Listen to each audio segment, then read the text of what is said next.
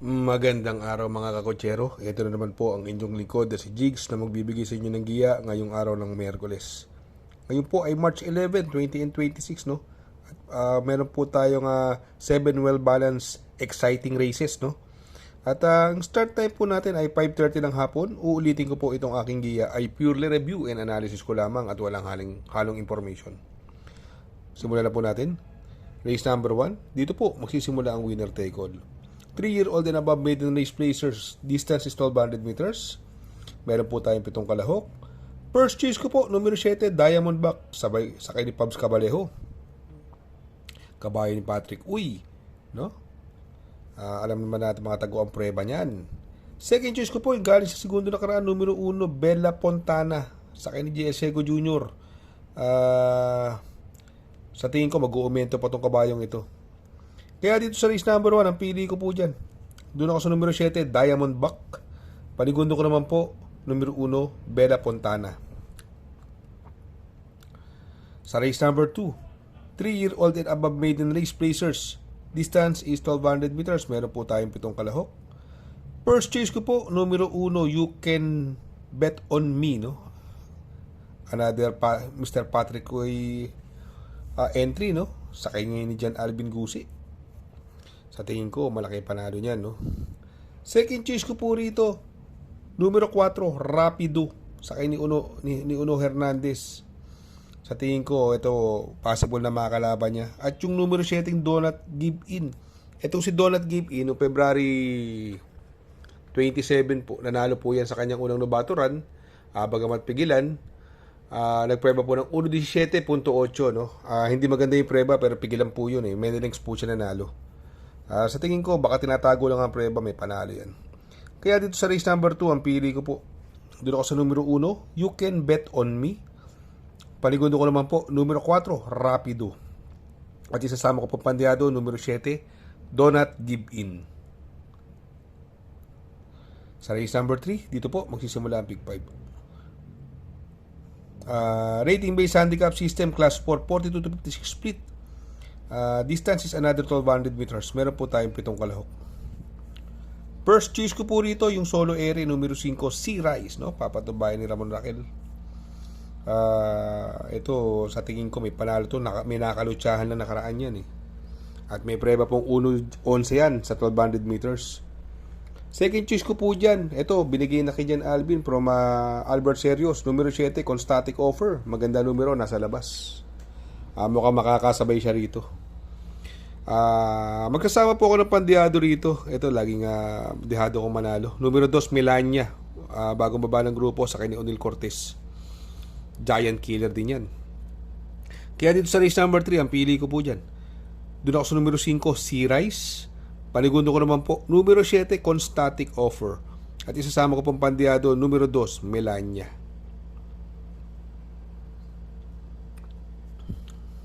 Sa race number 4, dito po magsisimula ang pick 4. Rating based handicap system, class 4, 42 to 56 split.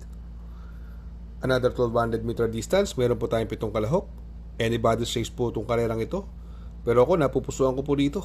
Yung tingin ko magdadala ng unahan, yung imported horse, numero 5, Doña Patsy. Papatubayan ni Kelvin Malapira. Kabayo ni Ma'am Dicena. Ito, magaling mauna po yan. Sa tingin ko, angkop sa kanya ang distansya. Mukhang may tsamba ito. Second choice ko po rito, yung nag-uumentong numero 6, Comptroller, no? Sakay ni Apoy Asuncion. Ito naman si Comptroller. Nasekundo kay yung sakay ni GL Sego Jr. na imported, no? Nasegundo po yan dun. Kung magsasama po ako ng pandiado rito, siguro pwede na rin po ito. Numero 2, Captain Bob, no? Sakay ni O'Neil Cortez, kaya lang maiksi ang distansya, pero siguro dalawa-dala pipiliin ko rin yan. Kaya sa race number 4, pili ko po, doon ako sa numero 5, Doña Patsy. Panigundo ko naman po, numero 6, Comptroller.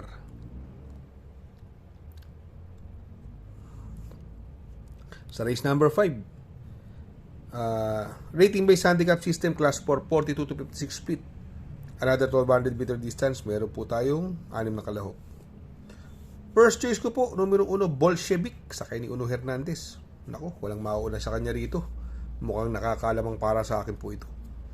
Si Bolshevik, no? Magaganda na mga tinatakbo nito.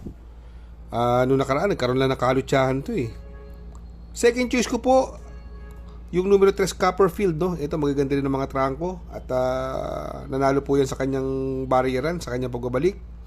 Sa kanya ni Mark Alvarez, tingin ko ito mahigpit na makakalaban. Kaya dito sa race number 5, ang pili ko po, doon ako sa numero 1, Bolshevik.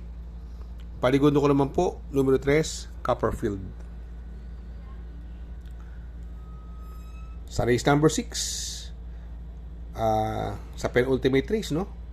Rating based handicap system class 357 to 70. Another 1200 meter distance, meron po tayong 7 kalahok. Dito, marami may panalo ito. At tingin ko anybody's race. Pero ako, first choice ko po rito yung mga magagaangan timbang. At ang tingin ko pwedeng mauna. Numero 1, Charge the Castle coupled with Quencio. Si Quencio ay galing sa panalo po yan, no? Beating the likes of Catral, no?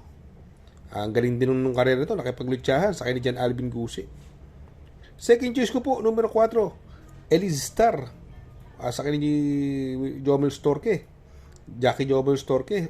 Kaya lang, medyo mabigat, pero tingin ko makakasun kay Quencio. Ito naman kabayong ito, magaling sa 1400 meters dito sa PJC. May prueba pong consistent yan sa 1.23 at 1.24. Sa tingin ko, ito mahigpit na makakalaban. Magbibigay lang ng medyo factor sa kanya. Yung timbang niyang 58. Pero may panalo pa rin naman. Kaya dito sa race number 6, pili ko po. Doon ako sa numero 1, Charge the Castle coupled with Quencio. Panigundo ko naman po, numero 4, Elise Star. Sa race number 7, sa last and final race, rating based handicap system class 5, 17 to 41 split. Another 1200 meter distance, meron po tayong 8 kalahok. Dito sa last race, sosolohin ko na po yan. Numero 2, West Tower, sa kay ni Jackie RC Baldonido. Itong kabayong ito, noong February 27, nag-barrier po yan. Segundo. Sa 1400 meters, nagpreba po ng 1.28.8. Pigilan po yun, ha. At alam naman natin na nanalo sa maiden yan. Magagaling din yung mga nakalaban at may preba rin 1.29. Kaya dito sa last and final race, race number 7, sosolohin ko na po yan. Numero 2, West Tower. Shoutout nga pala kay Sir Pax ng Barkadahan OTV. Located po siya sa 1139 New Antipolo Street, Corner Vargas. Malapit lang po sa Abad Santos, yung bagong ginawang tulay. Very convenient and attentive po ang mga tao. Pwede po kayong mag-EB at party while betting on racing. Good luck mga kakutsero. Sana po matapat ang ating giya at yung mga nakasunod. Sana po ay magsitama po kayo.